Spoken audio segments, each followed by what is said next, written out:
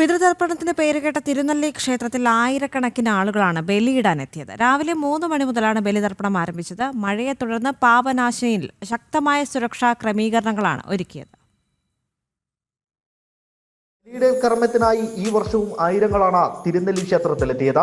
പ്രതികൂല കാലാവസ്ഥയെ അവഗണിച്ചാണ് ഓരോരുത്തരും തങ്ങളുടെ പിതൃക്കൾക്ക് ആത്മശാന്തി നേരുവാൻ പാപനാശിനിയിലേക്ക് എത്തിച്ചേർന്നത്.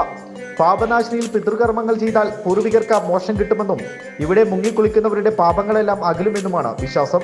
ശ്രീരാമന്റെ വനവാസക്കാലത്ത് പിതാവ് മരിച്ചപ്പോൾ ഇവിടെ എത്തി പിതൃകർമ്മം ചെയ്തു എന്നാണ് ഐതിഹ്യം. പാപനാശിനിയിൽ രാവിലെ 3 മണിക്ക് തന്നെ ബലിതർപ്പണം ആരംഭിച്ചു. വലിയ തിരക്കാണ് പാപനാശിനിയിൽ അനുഭവപ്പെട്ടത്.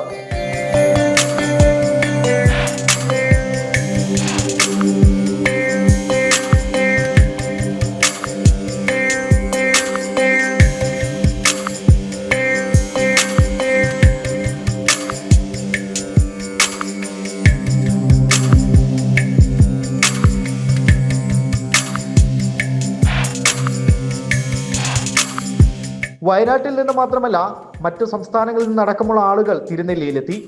മഴ ശക്തമായതിനെ തുടർന്ന് വലിയ സുരക്ഷാ ക്രമീകരണങ്ങളാണ് പാപനാശിനിയിൽ ഒരുക്കിയത്.